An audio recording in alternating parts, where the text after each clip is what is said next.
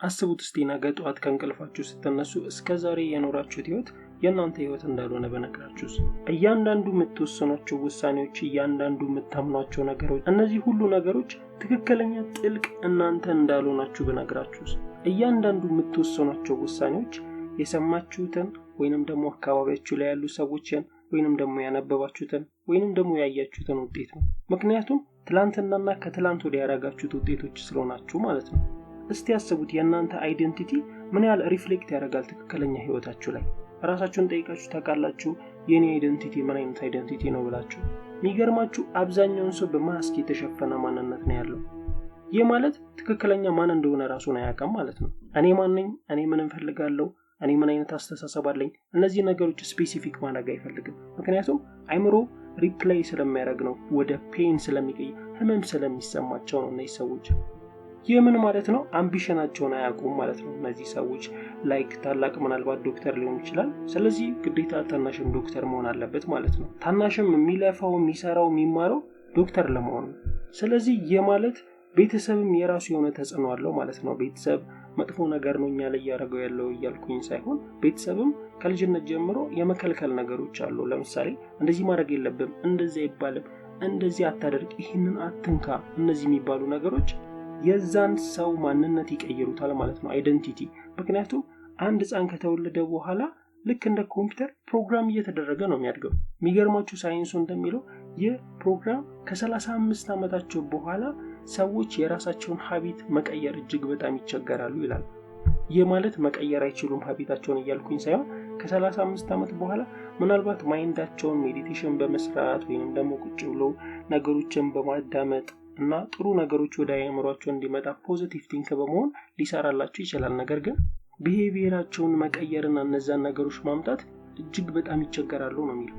ስለዚህ የምን ማለት ነው? ገና ከልጅነታችን ፕሮግራም እንደረጋለን ማለት ነው።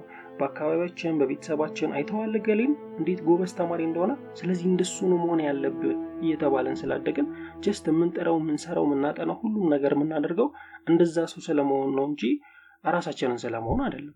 ስለዚህ የምን ማለት ነው? እነዚህ ነገሮች ያድጉብናል። ላይክ ሰምባዲ በሆነ ነገር ስኬታማ ከሆነ በቃ እኔም እሱ የሚሰራውን ስራ ነገር ሰርቼ እኔም ላይፌን እቀይራለሁ። እንደዚህ አይነት አስተሳሰቦች አሉ። ስለዚህ በዚህ ሰዓት ላይ ነው እንግዲህ ሰዎች ራሳቸውን የሚያጡት። እኔ ማን ነኝ? እኔ ምን እፈልጋለሁ? እኔ ምን አይነት ጥልቅ ፍላጎት አለኝ? የሚሉን ጥያቄ ራሳቸውን አይጠይቁ። ስለዚህ ይህ ምን ማለት ነው? ከልጅነታችን ጀምሮ ፕሮግራም እየተደረገን በቤተሰቦቻችን ስለምንመጣ እኔ ምን እፈልጋለሁ፣ እኔ ምን ማድረግ አለብኝ የሚሉን ጥያቄ መጠየቅ እናቆማለን ማለት። ስለዚህ ቤተሰብ መሆን አለብህ የሚለንን ሰዎች ለመሆን ነው የምንጠራው ማለት ነው። ይህ ምን ማለት ነው? አይምሯችን በምን አይነት መንገድ እንደሚሰራ እናቆም ማለት ነው። የሁሉም የሰው ልጅ አይምሮ እጅግ ተመሳሳይ ነው። ነገር ግን የምንቀበልበት መንገድ እጅግ በጣም የተለያየ ነው። አንዳንዱ ሰው ምናልባት ሲያነብ ይገባዋል። አንዳንዱ ሰው ደግሞ ሰው ሲያነብለት ወይንም ደግሞ ከሰው ሲሰሙ የሚገባው ሰው አለ። አንዳንዱ ሰው ቁጭ ብሎ ሲያነብ የሚረዳ ሰው አለ። እየጻፈ ደግሞ ማጥናት የሚወድ ሰው አለ። ሁላችንም የተለያየ አይነት አገባብ ነው የሚገባን። ስለዚህ እናንተ ምናልባት ሶሻል ነገሮች ላይ ጎበዝ ልትሆኑ ትችላላችሁ። ፊዚክስ እና ማትስ ምናልባት ደግሞ ለመቀበል እጅግ በጣም ልትቸገሩ ትችላላችሁ። ስለዚህ በዚህ ሰዓት ላይ ፊዚክስ ወይንም ደግሞ ማትስ አልገባችሁም ማለት ቤተሰብ የሚያመጣባችሁ ተጽዕኖ አለ። በቃ አንተ ይሄን መስራት አትችልም፣ አንተ እንደዚህ ማድረግ አትችልም፣ አንተ እኮ እንደዚህ ነህ፣ ከልጅነት ጀምሮ እንደዚህ ነህ፣ እንደዚህ ስታደርግ ነው ያደግከው። ስለዚህ እነዚህ ነገሮች ከፍ ካልን በኋላ በቃ እኔ እኮ ማልችል ሰው ነኝ፣ እኔ እኮ ከልጅነቴ እንዲህ ሲባል የነበር አስተማሪ የሚሉ ነገሮች ታስባለህ። 6ኛ ክፍል የሆነች አስተማሪ የተናገረችን ነገሮች አይምሮ ውስጥ ይቀርጽባል። እነዚህ ነገሮች ናቸው እንግዲህ ካደግን በኋላ ውጤት የሚሆኑት። ስለዚህ እነዚህን ነገሮች ስንደረግ ፕሮግራም ስንደረግ ስለመጣን እንዴት ነው እነዚህን ነገሮች መቀየር የምንችለው ወደሚለው ደግሞ እስቲ እንመልከት። እነዚህን ነገሮች ባንዴ መቀየር እጅግ በጣም ከባድ ነው። ስለዚህ የምንቀይራቸው ፕሮግራም በማድረግ በመደጋገም ነው ማለት ነው። ስለዚህ በዚህ ሰዓት ላይ አይምሯችን በጣም ነው የሚቸገረው። ምክንያቱም አዲስ አይነት አስተሳሰብ፣ አዲስ አይነት አመለካከት ወደ አይምሯችን ስለምናመጣ፣ ምክንያቱም እነዚህ ነገሮች ፕሮግራም ስለተደረገን ኤክስፔክት የምናደርገው በቃ ኔጌቲቭ የሆኑ ነገሮች ነው። ትራውማዎችን በቃ ለምሳሌ በሽታዎችን ሊሆን ይችላል፣ ከአንድ ቦታ ስለመነሳት፣ ስላለው ስለ ሀገሪቱ ኢኮኖሚ፣ ስለ ኑሮ ውድነት፣ እነዚህ ነገሮች ነው ወደ ኔጌቲቭ የምንላቸው ነገሮች ነው ወደ አይምሯችን የምናመጣው ማለት ነው። ስለዚህ ሰዎች እንዴት ያስባሉ ብላችሁ ከጠይቃችሁ ሰዎች የሚያስቡት ኤክስፒሪየንሳቸውን ነው ያሳለፉትን ነገር ነው ኤክስፒሪየንሳቸውን ብዙ ሰው ሲናገር ወይንም ደግሞ ነገሮችን ሲያደርግ ስትመለከቱት የኤክስፒሪየንስ ውጤት ነው። የምን ማለት ነው? በዚህ ሰዓት ላይ ኢሞሽናል ሪአክሽን ይኖረናል ማለት ነው። ኢሞሽናል ሪአክሽን ለምሳሌ አንድን ሰው ስትጠይቁት ምን ሆነ ነው ወይንም ደግሞ በጣም ደብሮሃል ነገር ስትሉት አይ ጥሩ ሙድ ላይ አይደለሁም፣ እነዚህ ነገሮች ምናልባት ለ2 ቀን ለ3 ቀን ምናልባት ለሳምንት ለወር እነዚህ ነገሮች ናቸው እንግዲህ ድግግሞሽ እየሆኑ እኛን የሚፈጥሩን የሚሰሩን ማለት ነው። እነዚህ ናቸው እንግዲህ ፐርሰናሊቲ የሚባሉት ማለት ነው። አእምሯችን ሪኮል ኢቨንቶች ያላቸው ሪኮል ያደርጋሉ ወደ ውስጣችን አንድ ነገር ወደ ህይወታችን ሲመጣ አንድ ነገር ሀፕን ሲያደርግ ያለፈውን ኤክስፒሪየንሳችንን ነው ከነዛ ነገሮች የምንወስደው። ስለዚህ አንድ ችግር ወደ ራሳችን መጣ ማለት ከዚህ በፊት ኔጌቲቭ ነገሮችን ስናስብ ነበር። ስለዚህ አእምሯችንን መጀመሪያውን አዘጋጅተናል ያንን ነገር ለመቀበል ማለት ነው። እጅግ በጣም አስፈሪ the worst case scenario የምንላቸው ነገሮች ከዚህ በፊት ያደረግናቸው ከዚህ በፊት ኤክስፔክት አድርገናቸው ስንጠብቃቸው የነበሩ ውጤቶች ናቸው። ከዚህ በኋላ ምን ሆናለው እነዚህ ነገሮች ራሳችንን በጣም አስጨንቀናል ምን ይፈጠራል የሚሉ ነገሮች ማለት ናቸው። ስለዚህ አእምሯችን በዚህ ሰዓት ላይ የሚያስበው ኤክስፔክት እያደረገ ነው እነዛ ነገሮች ይፈጠራሉ ብሎ ይጠብቃል። ሲፈጠሩም ለአእምሮ አዲስ አይሆንበትም። እነዛን ነገሮች ተቀብሎ ራሳችንን ወደ ትራማ ወደ ችግር እንከታለን ማለት ነው። ስለዚህ እነዚህ ነገሮች ወደ ራሳችን በመጡ ሰዓት ወዲያው መቀየር እንችላለን አንችልም? ምክንያቱም ቦዲያችን ሪፕሮግራም ተደርጓል ማለት ነው በዚህ ሰዓት ላይ። ስለዚህ በዚህ ሰዓት ላይ እንደዚህ የሆኑ ሰዎችን ለምንድነው እንደዚህ ሆንኩ ብላችሁ ስትጠይቋቸው ምክንያቱም እንዲሆንኩት በእንዲህ ምክንያት ነው እያሉ ምክንያቶቻቸውን ኤክስኪዩዞቻቸውን ይነግሯቸዋል ማለት ነው። ስለዚህ እነዚህ ነገሮች ልማድ እየሆኑ ይሄዳሉ። ስለዚህ ስትጠይቋቸው እኔ እኮ እንዲሆንኩት የዛሬ 10 ዓመት የዛሬ 15 ዓመት እያሉ ይነግሯቸዋል ማለት ነው። ስለዚህ ይሄ ኢሞሽን የምንለው የኤክስፒሪየንስ የልምድ ውጤት ነው ማለት ነው። ስለዚህ በዚህ ሰዓት ላይ ከባዱ ፓርት መቀየር ነው። ምክንያቱም ከልጅነታችሁ ጀምራችሁ ተመሳሳይ ምርጫ መርጣችሁ ስለመጣችሁ በዚህ ሰዓት ላይ መቀየር እጅግ በጣም ይከብዳቸዋል ማለት ነው። ስለዚህ በዚህ ሰዓት ላይ ሰዎች ዲሳይድ ማድረግ ይጀምራሉ እንዲህ መሆን የለብኝም። ምክንያቱም ሪተርን አለን ሁላችንም አእምሯችን ሪኮል የሚያደርግበት ሰዓት አለ። ተወሱን የሆነ ሰዓት ላይ ይገባዋል የምንልበት ማለት ነው። ሁላችንም ተርኒንግ ፖይንታችንን የምናገኝበት ሰዓት አለ። ይህ ሪኮል የሚመጣው እንግዲህ አንኮምፎርታብል ስትሆኑ ነው። ያ ነገር ምቾት እየሰጣችሁ ሳይሆን ሲቀር አእምሯችሁ ሪኮል ማድረግ ይጀምራል ማለት ነው። ስለዚህ በዚህ ሰዓት ላይ አእምሯችን ላይ የተፈጠረው ጭረት እነዚህ ነገሮች ሃርድዋየር እየሆኑ ይመጣሉ ማለት ነው። ስለዚህ መከፋት ጭንቀት ሊመጣባችሁ ይችላል። በዚህ ሰዓት ላይ አእምሯችሁ ሪኮል ያደርጋል መቀየር እንዳለባችሁ ማለት ነው። ስለዚህ ለመቀየር ባሰባችሁ ሰዓት አእምሯችሁ በተመሳሳይ መንገድ ማሰቡን ያቆማል ማለት ነው። እንደ በፊቱ አይደለም እያሰበ ያለው ቼንጅ መለውጥ እንደዚህ መሆን አለብኝ ስትሉ አእምሯችሁ ሪከርድ እያደረገ ነው በዚህ ሰዓት ነው። ስለዚህ በዚህ ሰዓት ላይ መቀየር አለብኝ ራሴን ይቅርታ ማለት አለብኝ ላለፉት 30 ዓመታት ያረኳቸው ነገሮች ስህተቶች ናቸው ስትሉ ቦዲያችሁ እነዚህን ቋንቋዎች አያውቅም። ምክንያቱም እናንተ ያስተማራችሁት ኔጌቲቭን ብቻ ነው። ስለዚህ ሰውነታችሁ በዚህ ሰዓት ላይ ምን ይነግራችኋል?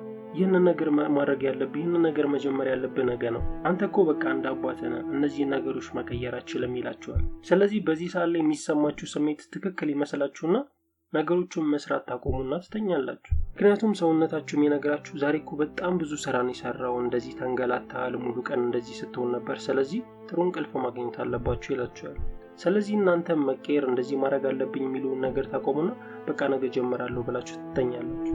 ነገሩን ግልጽ ለማድረግ ያክል ቦዲያችሁ የነማ አካላችሁ የምንለው ነገር ይሄ አንኮንሺየስ ማይንድ የምንለው ማለት ነው። ማለት ሴንስ የሚያደርገው ፓርት ማለት ነው። ለምሳሌ አንድ ቦታ ቁጭ ብላችሁ ስለ አንድ ነገር ስታስቡ ለምሳሌ በቃ ስለሚደርስባችሁ ከባድ ነገር እያሰባችሁ ሊሆን ይችላል። ይህ ማለት ይሄ የሚደርስባችሁን ከባድ ነገር እንደዚህ ሆናለሁ፣ ስራዬን አጣለሁ፣ እንደዚህ ታመማለሁ የምትሏቸው እነዚህ የምታስቧቸው ኔጌቲቭ የምንላቸው ነገሮች አእምሯችሁ እነዛ ነገሮች እውነት ይሁኑ ውሸት ይሁኑ የሚያውቀው ነገር የለም። ስለዚህ እነዛ ነገሮች እናንተ ላይ እንደተፈጠሩ ነው የሚገባው። ስለዚህ ቦዲያችሁ መታመም ይጀምራል ማለት ነው። ለምሳሌ ከባድ በሽታ እንደዚህ ሆናለሁ የምትሏቸው ነገሮች ልክ አእምሯችሁ ላይ አይናችሁን ጨፍናችሁ እነዛን በሽታዎች የምታስቡ ከሆነ እመኑኝ በሽታ ወደ እናንተ ይመጣል። አእምሯችሁ ወዲያውኑ ሾክ የሚያደርገው ወዲያውኑ በሽታን የመከላከል አቅማችሁ እጅግ በጣም ይቀንሳል። ምክንያቱም እነዛ ነገሮች እውነት ስለሚመስሉት ማለት ነው። ስለዚህ በዚህ ሰዓት ላይ በተቃራኒው እናንተ ጥሩ ነገሮች ወደ ህይወታችሁ ሲመጡ ጥሩ ነገሮችን ስታደርጉ አዲስ ህይወት ጀምሩ አይናችሁን ጨፍናችሁ ማሰብ ብትጀምሩ ምን ይፈጠራል ወደሚለው ስንመለከት እነዛ የምታስቧቸው ነገሮች ቦዲያችሁ ሪአክት ማድረግ ይጀምራል። አብዛኛውን አትሌቶች አይናቸውን ጨፍነው ስለ ሻምፒዮንነት ያስባሉ። እንዴት ወርቅ ሜዳሊያቸውን እንደሚቀበሉ፣ እንዴት ሻምፒዮን እንደሚሆኑ፣ አብሯቸው ያለው የሚወዳደሩን ሰው እንዴት እንደሚያሸንፉ፣ እንዴት ሴሌብሬት እንደሚያደርጉ፣ ካሸነፉ በኋላ እንዴት መደሰት እንዳለባቸው፣ ምን ማድረግ እንዳለባቸው አይናቸውን ጨፍነው ያስባሉ። እመኑኝ እነዚህ ነገሮች ኦሎምፒክ ጌሙ ላይ ከገቡ በኋላ ሀፕን ያደርጋሉ። ስለዚህ እናንተ ምንድነው የምትፈልጉትን ነገር በመጀመሪያ ስፔሲፊክ አድርጉ። ብዙ ሰዎች ችግራቸውን ደግሞ መለወጥ የማይችሉት የሚፈልጉትን ነገሮች ስለማያውቁ ነው። ለምሳሌ እናንተ 1 ደቂቃ ሰጥቻችኋለሁ ምን እንደምትፈልጉ ነገሩኝ ብላችሁ አብዛኛውን ሰው ግራ ነው የሚጋባው ምን እንደሚፈልግ ስለማያውቅ ማለት ነው። ስለዚህ ታዲያ እንዴት ነው የምትቀየሩት የምትፈልጉትን ነገር ሳታውቁ? መጀመሪያ የምትፈልጉትን ነገር ስፔሲፊክ አድርጉ። እንደዚህ መሆን አለብኝ፣ ይሄን ነገር እፈልጋለሁ፣ እንደዚህ አይነት ነገሮችን ማድረግ አለብኝ የሚሉትን ዲሲሽኖች ስትወስኑ ነው አይምሮአችሁ ሪኮል ማድረግና ወደ ቼንጅ ወደሚባለው ቢሄቪየር ወደምትገቡት ማለት ነው። ስለዚህ እነዚህ ነገሮች የሚፈጠሩት ሜዲቴት በማድረግ ነው። ቁጭ ብላችሁ የፊውቸራችሁን ማፕ በመመልከት ነው። ይህ ነው እንግዲህ the hard way program becomes software program የሚባለው። እጅግ ከባድ የሚሆንባችሁ ሰውነታችሁን ኢሞሽን እንዴት ማስተማር እንዳለባችሁ ነው። ሰውነታችሁን እንዴት እነዚህን ቋንቋዎች እንደምትነግሩት ነው። ስለዚህ አይናችሁን ጨፈናችሁ የምትፈልጉትን ሰው እንዴት እንደምታወሩ እንዴት ንግግራችሁን ምን እንደሚመስል አክት ማድረግ ጀመሩ። አክት ስላችሁ በቃ ኦልሬዲ እነዛ ነገሮች እንደተፈጠሩ እነዛ የምትፈልጓቸው አይምሮአችሁ ላይ ያሰባችሁት ሰው እናንተ እንደሆናችሁ ማሰብ ማለት ነው። ስለዚህ ቁጭ ብላችሁ ሜዲቴሽን በማድረግ ራሳችሁን ወደ አዲስ ኢሞሽን ወደ አዲስ ህይወት ራሳችሁን መቀየር ትችላላችሁ ማለት ነው። ለዛሬ ያዘጋጀሁላችሁ ቪዲዮ ይሄንን ይመስል ነበር። አይ ሆፕ ትንሽም ብትሆን ፍንጭ እንዳገኛችሁበት ምን ማድረግ እንዳለባችሁ፣ እንዴት ሜዲቴት ማድረግ እንዳለባችሁ፣ እንዴት ህይወታችሁን አንድ ወደፊት ማራመድ እንደምትችሉ ያሳያችሁ ይመስለኛል። ስላዳመጣችሁኝ አመሰግናለሁ።